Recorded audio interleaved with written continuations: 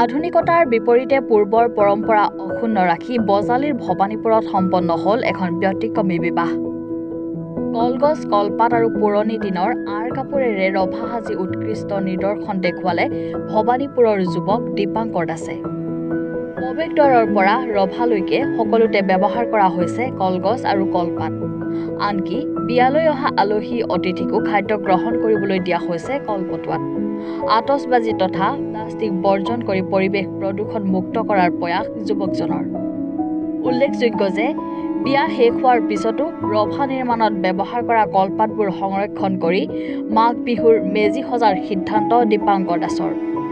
পূৰ্বৰ পৰম্পৰা অক্ষুণ্ণ ৰাখি অৱশেষত বাক্সা জিলাৰ আনন্দ বজাৰৰ কন্যা জুৰিমা দাসৰ সৈতে বিবাহ পাশত আবদ্ধ হ'ল ভবানীপুৰৰ দৰা দীপাংকৰ দাস। আচলতে আমাৰ এইটো হৈছে আমাৰ অসমীয়া সমাজ আৰু ব্যৱস্থাৰ আমাৰ এইটো সংস্কৃতি। আৰু আমি আজি ধৰক 1980 চনৰ পৰা 2000 চনলৈকে এনেকুৱা সংস্কৃতি আমি দেখিছিলোঁ। কিন্তু আমাৰ দেউতাও এনেকৈ বিয়া পাতিছিলে আৰু আমি এনেকুৱা বিয়া খাইছিলোঁ। কিন্তু আমি 2000 চনৰ পিছত আমি এনেকুৱা পৰিৱেশ পোৱা নাছিলোঁ। কিন্তু আমি বিগত 10 বছৰমানৰ পৰা ভবানীপুৰ উত্তৰ নহাটিৰ যুৱ সমাজে আমাৰ যিটো পুৰণি সংস্কৃতি সেইটো পুনৰুজ্জীৱিত কৰাৰ কাৰণে আমি অহৰহ চেষ্টা ৰাখি আহিছোঁ। সেয়া উৰুকাৰ ক্ষেত্ৰতে হওক, মহোহোৰ ক্ষেত্ৰতে হওক বা বিভিন্ন ধৰ্মীয় অনুষ্ঠানৰ ক্ষেত্ৰতে হওক। আৰু তেনেকুৱা ধৰণে আমি আমাৰ এই বিবাহখনো যাতে আমি আগৰ পুৰণি যি আমাৰ অসমীয়া সংস্কৃতি তাৰ যাতে আমি এটা প্ৰতিফলন ঘটাব পাৰোঁ আৰু আমাৰ নৱপ্ৰজন্মক যাতে আমি সেই আগৰ দিনৰ এটা চিনাকি দিব পাৰোঁ আৰু নতুন মানুহখিনিকো আমি যাতে পুৰণি সোৱাদটো দিব পাৰোঁ, সেই এটা সামান্য এটা প্ৰয়াস। আমি কিমান দূৰ সফল হৈছোঁ সেইটো ৰাইজে বিচাৰ কৰিব। আমি এটা এই ক্ষুদ্ৰ প্ৰয়াসহে মাথোন। আৰু এই ক্ষেত্ৰত মই ভবানীপুৰ উত্তৰ নহাটিৰ যুৱ সমাজক আন্তৰিক ধন্যবাদ জ্ঞাপন কৰিছোঁ। আমাৰ যিটো চিন্তা সেই চিন্তাক সঁহাৰি দিয়াৰ বাবে মই আটাইকেইগৰাকীকে আন্তৰিক ধন্যবাদ জ্ঞাপন কৰিছোঁ। আমি আজি বহু বছৰ ধৰি আমি পৰিৱেশ প্ৰদূষণ মুক্ত কৰিব লাগে, তাৰ কাৰণে আমি সমাজৰ বিভিন্ন অনুষ্ঠান প্ৰতিষ্ঠানত এই বাৰ্তা দিবলৈ অহৰহ প্ৰয়াস কৰি আহিছোঁ। আৰু সেইকাৰণে আমাৰ বিবাহ অনুষ্ঠানো প্লাষ্টিক বৰ্জন কৰা হৈছে। ইয়াত কোনো ধৰণৰ আতচবাজি আমাৰ ব্যৱহাৰ হোৱা নাই। সেয়েহে কোনো ধৰণৰ প্লাষ্টিক ব্যৱহাৰ হোৱা নাই। আৰু তাৰ কাৰণে আমি অভ্যৰ্থনা কৰোঁতেও কলপটুৱাৰে ব্যৱহাৰ হৈছে। আৰু আপোনালোকে দেখাই পাইছে যে অসমৰ যিখিনি সংস্কৃতি, আমি সংস্কৃতি যাতে আমি বজাই ৰাখিব পাৰোঁ, আমাৰ অসমৰ সমাজ ব্যৱস্থা যাতে আমি ধৰি ৰাখিব পাৰোঁ, তাৰ কাৰণে আমি প্ৰয়াস অব্যাহত ৰাখিছোঁ। আৰু আগন্তুক দিনতো আমি এই প্ৰয়াস আমাৰ সামৰ্থ্য অনুযায়ী অব্যাহত ৰাখিম। কইনা ওচৰতে আনন্দ বজাৰত। আৰু বিয়াখনো এনেকুৱা নহয় যে প্ৰেম বিবাহ, সম্পূৰ্ণ পৰম্পৰাগত। কইনা চাই আমি বিয়া পাতিছোঁ। আমাৰ অকল ঘৰৰ মানুহে কইনা চাইছে আৰু মই এদিন মাত্ৰ কইনা চাবলৈ গৈছোঁ। তাৰপিছত আৰু আজি দ্বিতীয় দিনা মই কেৱল দৰা হৈ যাম। আমি বিয়া পাতিছোঁ। তাত আপোনাৰ কলপাত ব্যৱহাৰ হৈছে, খুঁটা হিচাপত কলগছ ব্যৱহাৰ হৈছে।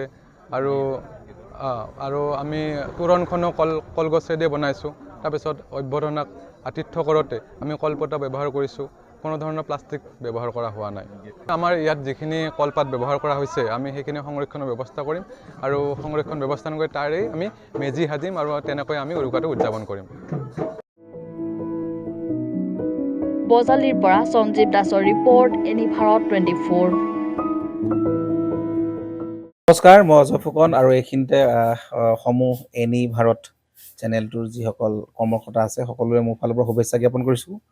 অসমৰ আচলতে সংবাদ জগতত নতুনকৈ আচলতে এটি আত্মপ্ৰকাশ ঘটিছে আমাৰ নিউজ চেনেল এনি ভাৰত। আৰু এনি ভাৰতৰ এটা খুব ধুনীয়া এটা অনুষ্ঠান হ'বলৈ গৈ আছে।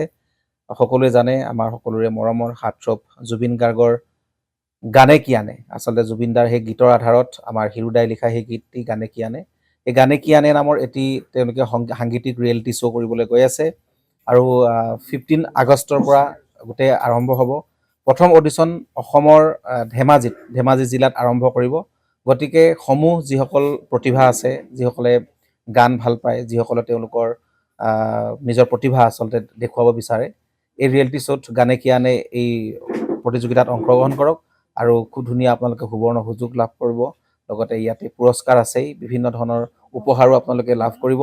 আৰু লগতে এগৰাকী প্ৰতিষ্ঠিত আচলতে এগৰাকী শিল্পী হিচাপে অসমৰ সাংস্কৃতিক জগত আপোনালোক প্ৰতিষ্ঠা লাভ কৰিব। গতিকে গোটেই অনুষ্ঠানটোলৈ মোৰ ফালৰ পৰা শুভকামনা থাকিল। আৰু লগতে এই অনুষ্ঠানটোত আপোনালোকে অংশগ্ৰহণ কৰিব। আমিও আছোঁ আৰু সকলোকে আমি লগ পাম। ধন্যবাদ।